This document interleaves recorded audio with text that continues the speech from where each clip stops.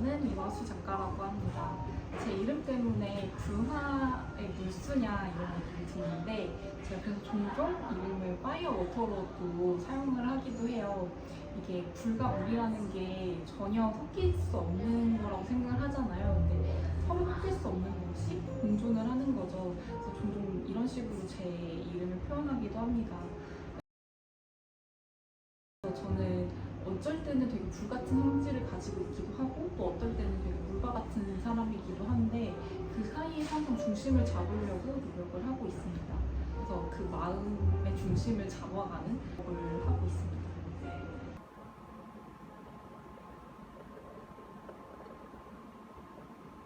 작가님 요즘 관심사는 어떻게 되세요? 요즘 관심사는 마음으로 가는 길이라는 제목으로 작업을 하고 있거든요.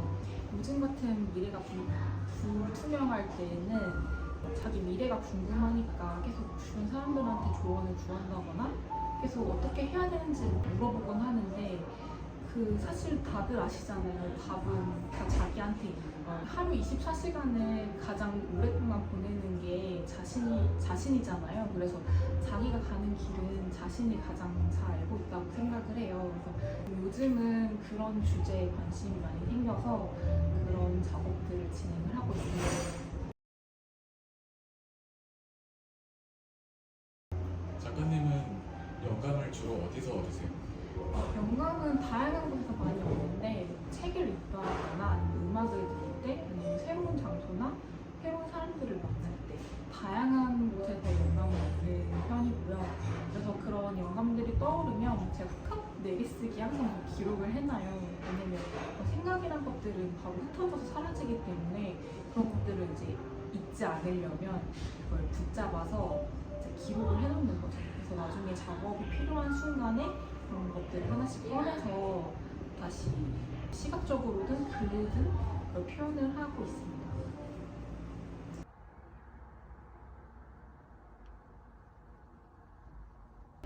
작가님은 예술가로서 앞으로 어떤 삶을 살고 싶으세요? 사실 제가 예술가라고 생각한다기보다는 예술가로서 어떤 삶을 살고 싶다라기보다는 정말 제가 살기 위해서 예술을 한다라는 게 더 맞는 표현인 것 같아요. 제가 정말 힘들었던 시기에 서점에서 시간을 많이 보냈었는데 서점 안에서는 그 수많은 활자들이 사람 움직이면서 괜찮다고 부서지는 느낌을 받았어요. 그래서 책을 많이 읽으면서 제가 좀 살 수 있었고 그리고 특히 100년 전에 살았던 사람이 쓴 책을 보고 굉장히 위로를 받았었는데 그 책을 보면서 제가 다시 쓸 수 있는 마음을 다잡을 수 있었고 제가 이 사람 덕분에 다시 삶의 의지가 생겼으니 나도 이런 일을 해서 다른 사람들에게 좀 삶의 의지를 불러일으킬 수 있는 그런 작업을 하자 이렇게 생각을 하게 됐죠. 그런 말이 있어요. 사는 이유를 아는 사람은 그 어떤 고난도 이겨낼 수 있다. 그래서 저는 제가 다른 사람들을 살리는 일을 해야겠다고 마음먹은 순간부터는 제 자신이 정말 잘 살아야겠다라고 생각을 하게 됐죠. 앞으로의 목표나 계획이 있으실까요?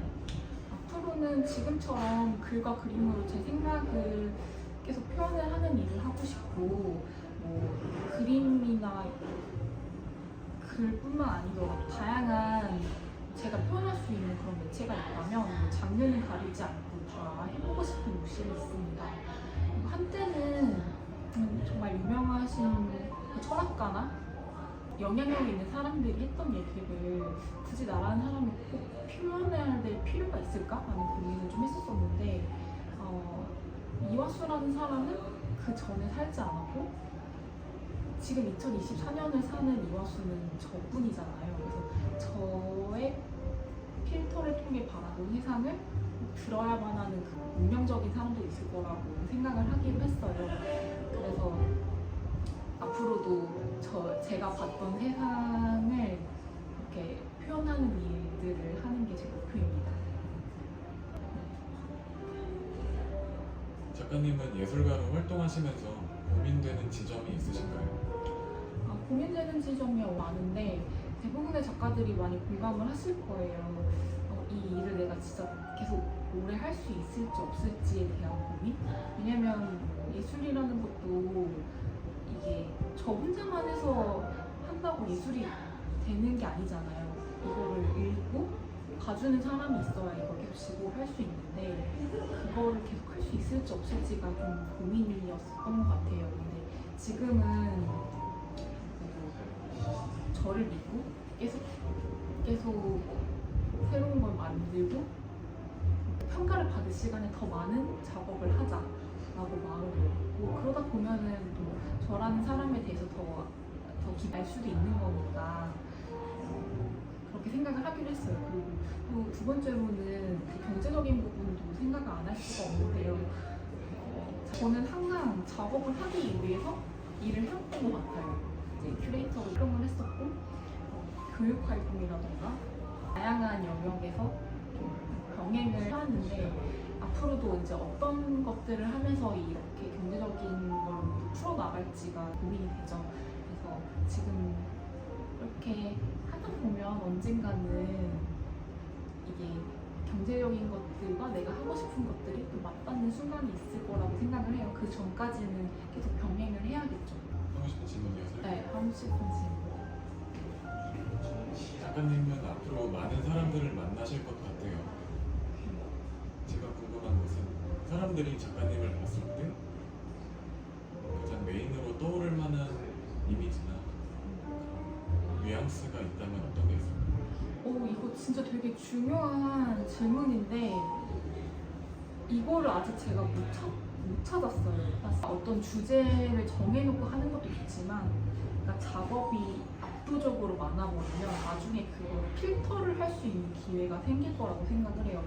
저는 작업을 할 때 영감을 받는 것들이 너무 여러 가지다 보니까 표현하는 것도 되게 여러 방면으로 표현을 하거든요. 그러다 보면 좀 일관성이 떨어진다는 생각이 들어요. 그거를 하나의 틀에서 맞춰놓고 하다 보면은 이렇게 더 뻗어날 수 있는 생각이 정해져 버린다는 느낌이 들어서 아직은 뭔가 하나를 크게 정하기보다는 양을 절대적으로 늘려서 그 중에서 계속 반복을 하다 보면 제가 반복적으로 얘기를 하는 거나 아니면 반복적으로 그리는 그림이 있겠죠. 그런 것들을 좀 좁혀가면서 이원수는 정말 어떤 사람이 있다 하는 것들을 찾아가야 될 것 같아요. 그래서 예전에는 그게 너무 무서웠거든요. 이런 작업을 할 때 이게 제대로 나올까? 어렸을 때는 그냥 그림 그리는 게 굉장히 행복하고 내가 이걸 평생 업으로 했을 때 잘하고 싶은 일이고 난 이건 무조건 할 거다. 무조건 이걸로 나는 하고 싶다. 이런 생각이 되게 강하게 있었는데 어느 순간부터는 그런 거보다는 걱정이 더 앞서는 거예요. 이걸 내가 했을 때 이게 잘 나올까? 그래서 나중에는 이게 붓을 들기도 어려워지는 지경까지 온 거예요. 지금은 그때보다 많이 벗어나긴 했는데 어떤 사람들의 그런 평가에 신경 쓰지 말고 내 거의 작업에 집중해서 계속 하자. 지금까지 많은 일들을 해오신 것 같아요. 기업에서 프로젝트를 하시거나 아니면 개인으로 커뮤니티를 운영하시거나 클래스를 진행하시거나 많은 사람들을 연결한 것도 연결하셨을 것 같아요. 여기서 궁금한 것은 만나오셨던 많은 분들이 화수님한테 공통적으로 했던 말이나 피드백이 있었는지 많은 분들이 화수님을 만났을 때 공통적으로 하신 말씀이 있었을까? 그게 궁금해요. 글을 잘 쓴다. 근데 이게 그림이랑 글이랑 제 차이가 있던 게 제가 쓰고 싶은 대로 썼거든요. 근데 그게 오히려 더 사람들의 그 공감을 받을 수 있었던 이유이지 않나 싶어요. 그러면 화수님이 쓰셨던 글 중에 그 글을 재밌게 읽거나 의미 있게 읽으셨던 분들이 계셨을까요? 제가 썼던 것 중에 좀 기억에 남는 거는 연필을 항상 깎았었어요. 연필을. 근데 그거 보면서 어떤 걸 떠올렸냐면 제가 삶이 좀 되게 파란만장하고 고통스럽다는 생각을 많이 했었는데 왜냐면 저는 이렇게 열심히 하다가도 어그러지고 또 뭘 하다가도 안 돼요. 되게 이렇게 굴곡이 심했었다고 생각을 해요. 근데 그때 연필을 보면서 그 연필을 깎으면 얼마나 그 연필이 고통스럽겠어요. 이게 저 같은 거예요. 그 연필 깎이는 게. 그래서 과정이 다 저를 다 깎는 과정이라고 생각을 했어요. 그래서 그런 깎는 과정이 없었다면 제가 그런 작업이나 그런 글을 쓸 수 있는 힘이 없었을 것 같은데 그래서 그 글 내용은 연필로 깎아야 쓰임이 생기잖아요. 연필을 깎기 전에는 흑연이 나오지 않아서 쓸 수가 없어요. 그래서 그 나를 잘 깎아서 쓸 수 있는 사람으로 만들자라는